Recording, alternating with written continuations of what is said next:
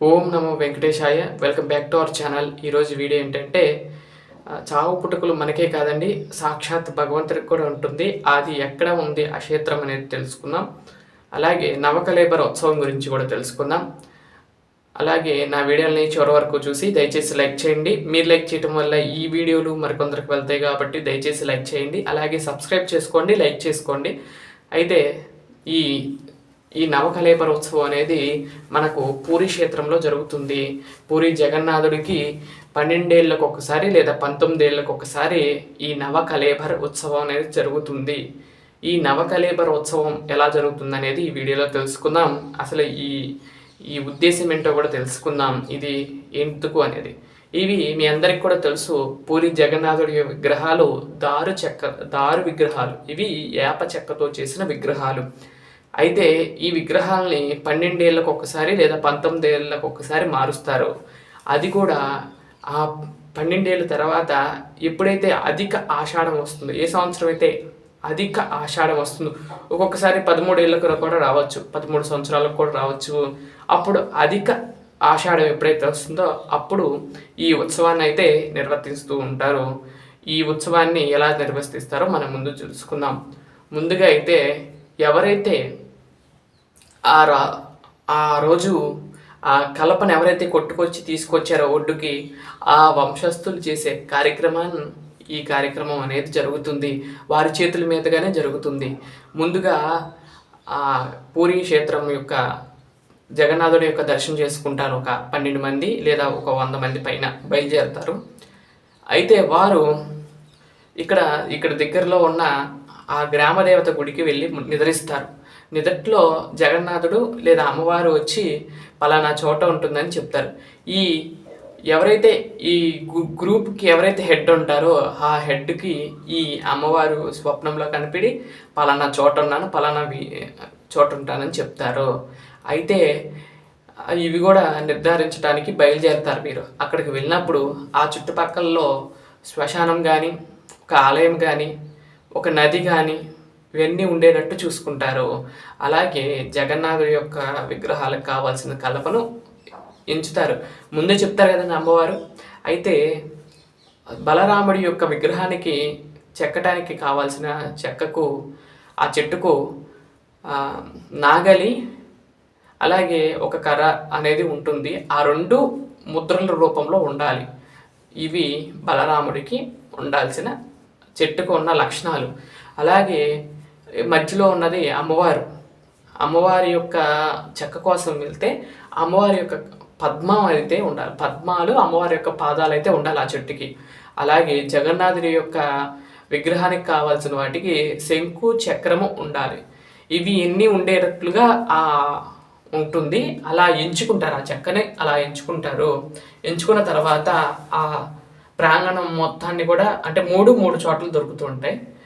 3 చోట్ల దొరికినప్పుడు ఏం చేస్తారంటే ఆ ప్రాంతం అంతా కూడా ఆ చెట్టు చుట్టూరు ఆకు పడేంత ప్లేస్లో మొత్తం కూడా ఫ్లెన్సింగ్ వేసేస్తారు. ఫ్లెన్సింగ్ వేసేసి అసలు ఆ లోపలికి ఆ పూజ చేసే వాళ్ళు తప్పితే ఎవరిని లోపలికి అలో చేయరు.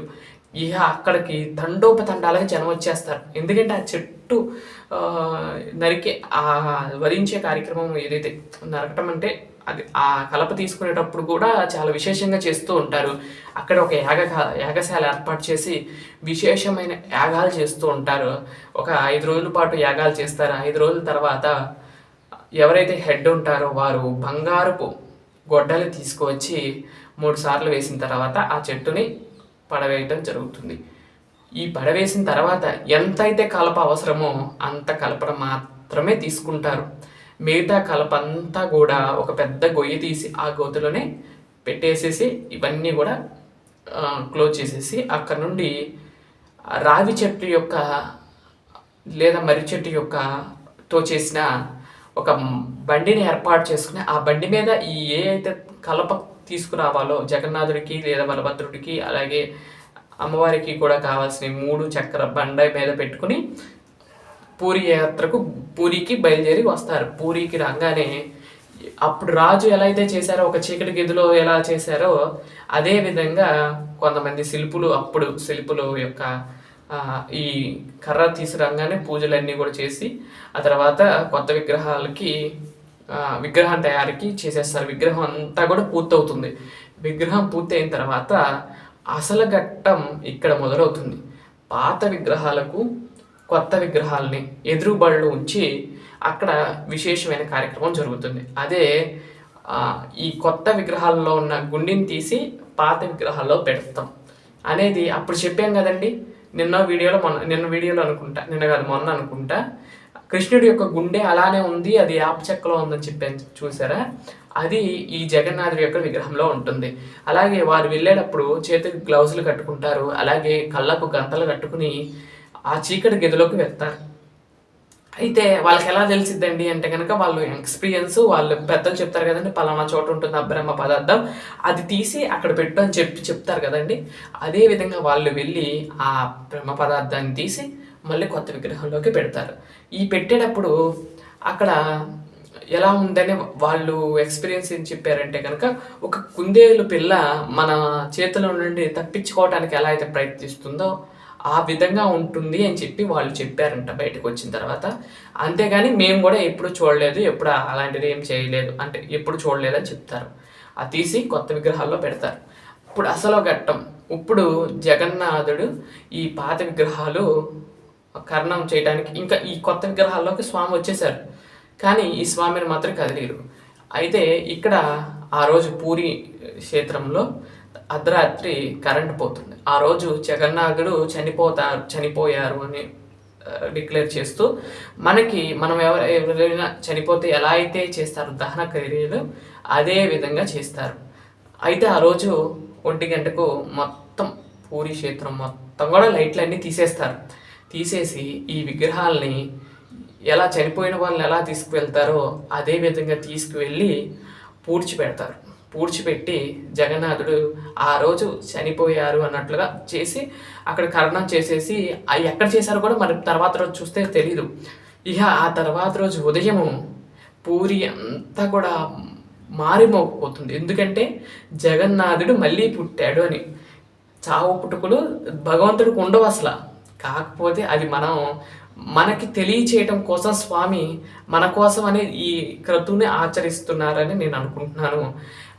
మనకు తెలియటం కోసం పుట్టినవాడు గిట్టక తప్పదు, మళ్ళీ పుట్టక తప్పదు అనేది మనందరికీ కూడా తెలుసు. కానీ ప్రాక్టికల్గా స్వామి పూరి క్షేత్రంలో చూపించారు. అంతే కదండి, ప్రాక్టికల్గా చూపించడం కదా. అందుకనే టైటిల్ కూడా అలా పెట్టాను. ఆ ప్రాంతాల్లో చనిపోయి మళ్ళీ బతికారు అన్నట్లుగా చెప్తారు కాబట్టి నేను అలా చెప్పాను. ఆ తర్వాత రోజు ఉదయం అంగరంగ వైభవంగా పూరి అంతా కూడా క్షేత్రం అంతా కూడా మారిమోగిపోతుంది. జగన్నాథుడు పుట్టిన రోజు కాబట్టి చాలా విశేషంగా చేస్తారు. ఆ రోజు స్వామివారికి కూడా విశేషమైన పూజలు అన్నీ కూడా చేస్తారు. కొత్త విగ్రహాలు వచ్చేసినాయి కదండి, అలా జరుగుతుంది. 12 ఏళ్ళకి ఒకసారి లేదా 19 ఏళ్ళకి ఒకసారి ఈ నవకళేబర ఉత్సవం అనేది జరుగుతుంది. ఈ ఉత్సవాన్ని అంగరంగ వైభవంగా ఆ ప్రభుత్వం అక్కడ వాళ్ళు నిర్వర్తిస్తూ ఉంటారు. పాత విగ్రహాలను తీసి కొత్త విగ్రహాల్లోకి స్వామి రావటాన్నే ఈ నవకళేబర ఉత్సవం అని జరుపుతూ ఉంటారు. ఈ ఉత్సవం ఎలా అనిపించింది ఏంటో కామెంట్ చేయండి. ఇలా అయితే జగన్నాథుడు జరుగుతుంది. అలాగే రథయాత్ర గురించి కూడా మీకు ఒక్క మాట చెప్పాలంటే, మామూలు రథయాత్ర వేరు, జగన్నాథుడి రథయాత్ర వేరండి. ఎందుకంటే కనుక మామూలు రథయాత్రలో ఏంటంటే ఉత్సవమూర్తులు వచ్చి ఆశీనులై మనకి దర్శనాన్ని ఇస్తారు. కానీ పూరిలో మాత్రం సాక్షాత్తు మూలమూర్తులైన జగన్నాథ స్వామి వారే ఆ రథాలను అలంకరించుకుని అలా రథాల మీద ఉండి మనకి దర్శనాన్ని ఇస్తారు. కాబట్టి అది చాలా విశేషమైన ఈ క్రియ. ఈ యొక్క రథోత్సవం అనేది చాలా విశేషంగా జరుగుతుంది. ఈ ఆలయం నుండి గుండీచా మందిరము పెంచిన అమ్మగా చెప్తూ ఉంటారు. మరొకొందరు ఏంటంటే పూరి మహారాజు ఆలయాన్ని మొత్తం కూడా కట్టిన తర్వాత ఒక కోరిక కోరతారంట. ఆ కోరిక ఏమిటే కాదు, నా తర్వాత పిల్లలు పుట్టకూడదని కోరుకుంటారంట. కోరుకుంటే తన భార్య అంటుందంట, స్వామి నాకు పిల్లలు కలిగే భాగ్యాన్ని కూడా ఇవ్వు అని స్వామిని కోరుకుంటుందంట. ఆవిడ పేరే గుండీచా అని అంటారు. అయితే స్వామి అంటాడంట, సరే రాజుగారి కోరిక మేరకు ఏంటంటే పిల్లలు పుట్టరని చెప్తారు. కానీ గుండీచాకు కూడా అమ్మవారికి కూడా ఒక వరం ఇస్తారంట. ఈ ఆషాఢ మాసంలో 9 రోజుల పాటు నేను మా ఆలయాన్ని వదిలేసి మీ మందిరానికి వచ్చి 9 రోజుల పాటు మీ యొక్క ఆతిథ్యాన్ని స్వీకరిస్తామని చెప్తారంట. అప్పటి నుండి కూడా మన జగన్నాథుడు ఆలయం నుండి బయటకు వచ్చి గుండీచా మందిరానికి వెళ్ళి ఈ సేవలన్నీ కూడా అందుకుంటారని చెప్తూ ఉంటారు కొంతమంది. అయితే నిజానికి 2 వాస్తవమే అనుంది. కాకపోతే మన ఎవరి నమ్మకం వాళ్ళది. కాకపోతే అది కూడా చాలా విశేషంగా జరుగుతుంది. మేనత్త గారి ఇల్లు లేదా పుట్టిల్లు అని కూడా మేనత్త గారింటికి వెళ్తాడని కూడా చెప్తారు, పుట్టింటికి వెళ్తారంటారు, మారుటమ్మ దగ్గరికి కూడా వెళ్తారని, అదే పెంచిన అమ్మగా కూడా అంటారు.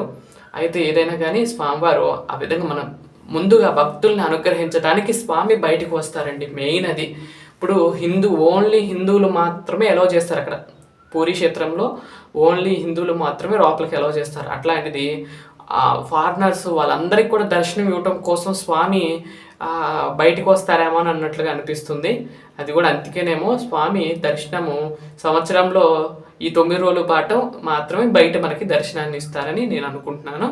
ఈ విధంగా స్వామివారి యొక్క నవకళేబరోత్సవం గురించి కూడా మీకు చెప్పాను. అలాగే క్లుప్తంగా చెప్పానండి. కానీ నిజంగా చెప్పాలంటే కనుక చాలా ఉంటుందండి చరిత్ర. కానీ క్లుప్తంగా నేను పైన మాత్రమే చెప్పాను. మీకు నచ్చిందని భావిస్తున్నాను, తప్పుగా అనుకోవద్దు. ఎందుకంటే నేను క్లుప్తంగా మాత్రమే చెప్పాను అంటే వాళ్ళ పేర్లు కరెక్ట్గా పేర్లు కానీ అవన్నీ నేనేం చెప్పలేదు. కాకపోతే నిజంగా అయితే కనుక వాటి పేర్లు ఉంటాయి, వాళ్ళు ఎక్కడ ఉన్నారు ఏంటి అనేది చాలా పేర్లు ఉంటాయి. వాళ్ళ యొక్క అన్నీ కూడా చెప్పలేదు, క్లుప్తంగా చెప్పాను. మనం తెలుసుకోవాల్సింది క్లుప్తంగా తెలుసుకుంటే చాలు. లోతుగా వెళ్ళాలంటే కనుక చక్కగా భక్తి టీవీలో వస్తుందండి. లోతుగా వెళ్ళి ఇంకా తెలుసుకోవచ్చు. నా వీడియోలు కనుక మీకు నచ్చినట్లయితే లైక్ చేయండి, షేర్ చేయండి, సబ్స్క్రైబ్ చేయండి. మరొక మంచి వీడియోతో రేపటి వీడియోలో కలుస్తాను. అంతవరకు సెలవు. నమస్కారం. ఓం నమో వెంకటేశాయ.